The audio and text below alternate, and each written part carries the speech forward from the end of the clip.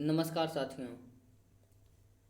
बिहार राजस्व एवं भूमि सुधार की तरफ से बिहार में सर्वे का कार्य भी किया जा रहा है, जिसमें आपको बहुत सारे बातों की जानकारी आपको रखना जरूरी है, जिनमें कि हमने बहुत सारे वीडियो भी आपको बना के दिए हैं।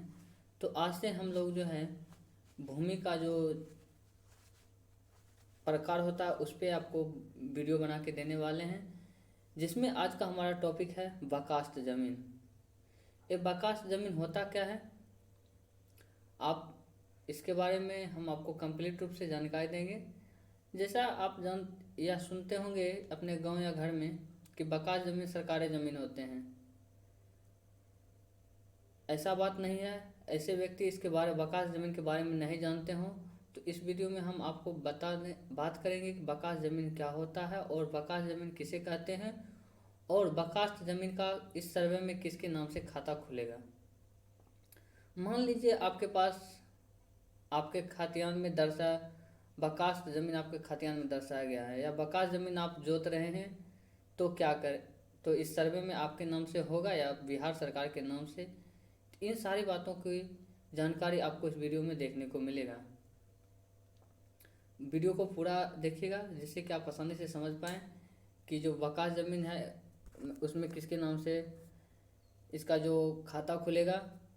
तो चलिए आज का वीडियो है स्टार्ट करते हैं। इससे पहले आपसे एक छोटा सा रिक्वेस्ट करना चाहेंगे, अगर आपने अभी तक हमारे चैनल को लाइक नहीं किया तो लाइक करें और साथ ही चैनल को सब्सक्राइब जरूर करें, जिससे कि आने वाले वीडियो का नोटिफिकेशन आपको टाइम टू टाइम मिलता रहे। चलिए अब जानते हैं बकास ज़मीन होता क्या है। देखिए, इसमें बकास ज़मीन ऐसी ज़मीन जो मालिक की जोत में है और जिरात कामत में दर्ज नहीं हो। बकास ज़मीन मालिक सीधे अन्य साधनों द्वारा क्या होता है, जोत में रहता है। अब इसमें एक नया आएगा जिरात।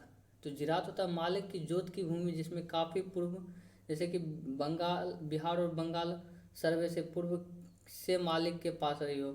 इसका जो, चलिए अब डिटेल में बताते हैं बकास और जिरात होता और क्या है।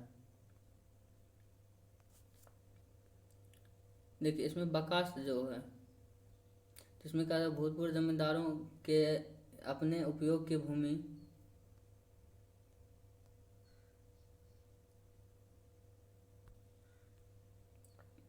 उपयोग की कृषि एवं बागवानी के उपयोग से संबंधित बकास जमीन से संबंध में सरकार के द्वारा अनुच्छेद विभागीय पत्रांक 925 दिनांक 11/11/2004 द्वारा विहित दिशा निर्देश निर्गत किए गए हैं, जिसमें देखिए एक बकास जमीन से संबंधित निम्न अनुसार कार्रवाई की जाएगी।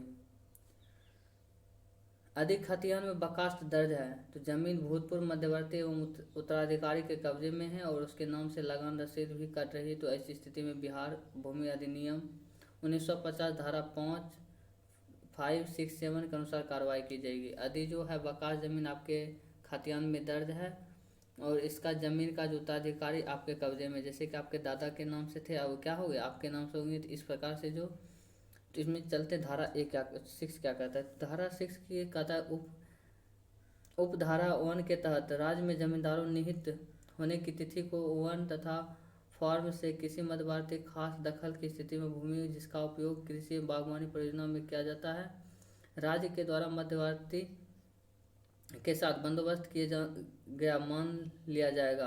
पूर्व मध्यवर्ती के राज्य के अधीन इस भूमि के प्रसंग में अधिभोग अधिकार रैयत युक्त मानी जाएगी, जो रैयत है उसका मान लिया जाएगा।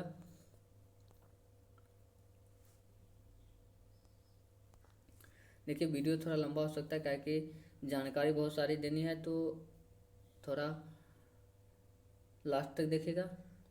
इसमें अधिक खतियानी में बकास दर्ज है तो जमीन भूतपूर्व मध्यवर्ती एवं उसके उत्तराधिकारी द्वारा किसी लीज को रेंट पर दिया गया हो और लगान रसीद भी कट रहा हो, तो ऐसी भूमि के संबंध में उपयुक्त कंडिका के अनुसार कार्रवाई की जाएगी। यदि आपके जो खतियान में क्या बकास दर्ज है और ज़मीन जो है भूतपूर्व मध्यवर्ती या उत्तराधिकारी द्वारा किसी लीज या रेंट पर, किसी को लीज होता है ना, जैसे कि कुछ देने के लिए या रेंट पर देना तो हो और लगान भी कट रहा है, तो ऐसी भूमि के संबंध में उपयुक्त कंडिका के अनुसार कार्रवाई कीजिए।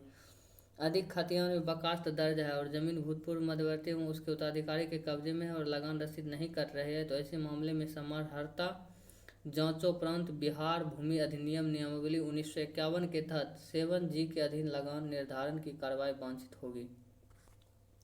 उसके बाद है अधिक खतियान में चौकीदारी, चक्रावन या गौरती जगीर या माफी गौरती दर्ज है तो जमीन रैयत के कब्जे में है अर्थात भूमि सर्विस गारंट है।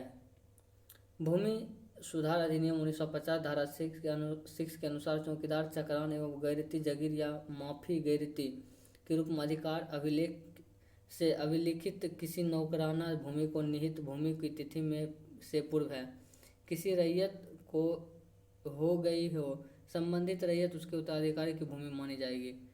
जो इसमें जो है क्या कहता है चौकीदारी चक्रावन, जो इसमें क्या रैयत के नाम से इसका जो खाता खोला जाएगा। अधिक खतियान में बकास्त दर्ज है, किसी और का जमाबंदी चल रहा है और लगान भी कट रही है तो ऐसी जमीन धारा 6 के तहत दर्ज नाम के व्यक्ति से मानी जाएगी। देखिए ऐसा जमीन जिसे बकास्त दर्ज है और किसी और के नाम से क्या है जमाबंदी चल रही है और लगान रसीद भी कट रहा है तो इसमें जो है धारा 6 के तहत दर्ज नाम के व्यक्ति की मानी जाएगी। जिसका बकास्त नाम खतियान में बकास्त खतियान जिसका नाम दर्ज होगा उनका क्या होगा जमीन मानी जाएगी। अधिक खतियान में बकास्त दर्ज है और उसके भूतपूर्व मध्यवर्ती उसके उत्तराधिकारी के किन्हीं को हस्तांतरित की है, जैसे कि आपके पिताजी आपको हस्तांतरित कर दिए तो ऐसी जमीन अंतरित की रैयती जमीन मानी जाएगी, जो उत्तराधिकारी उनका क्या होगा मानी जाएगी। अधिक खतियान में बकास्त दर्ज है, भूतपूर्व मध्यवर्ती उनके उत्तराधिकारी द्वारा पट्टा से रैयत को बंदोबस्त कर लिया गया है और रिटर्न दाखिल किया गया है तथा पट्टाधारी उनके उत्तराधिकारी को दखल कब्जे में है तो ऐसी जमाबंदी चल रही है। जो इस ऐसी जमीन पट्टाधारी उनके उत्तराधिकारी की मानी जाएगी, जो भी पट्टाधारी एवं उसके उत्तराधिकारी हैं उनकी मानी जाएगी। उसके बाद जिरात वैसी भूमि है जो भूतपूर्व मध्यवर्ती के सीधे नियंत्रण में था एवं जिस जमीन पर भूतपूर्व मध्यवर्ती द्वारा स्वयं अथवा भाड़े पर प्राप्त किए गए मजदूरों के सहयोग से खेती करवाया जाता था।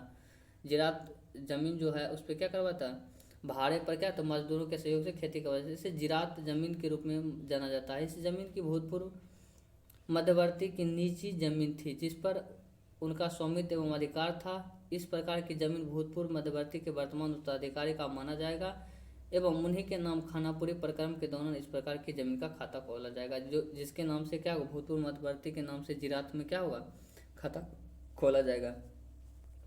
इस वीडियो में इतना ही। अगर वीडियो पसंद आए तो चैनल को सब्सक्राइब और लाइक जरूर करें, क्योंकि अगर आप एक सब्सक्राइब और एक लाइक करते हैं तो हमें भी इसी तरह का वीडियो बनाने में मोटिवेट मिलता रहता है।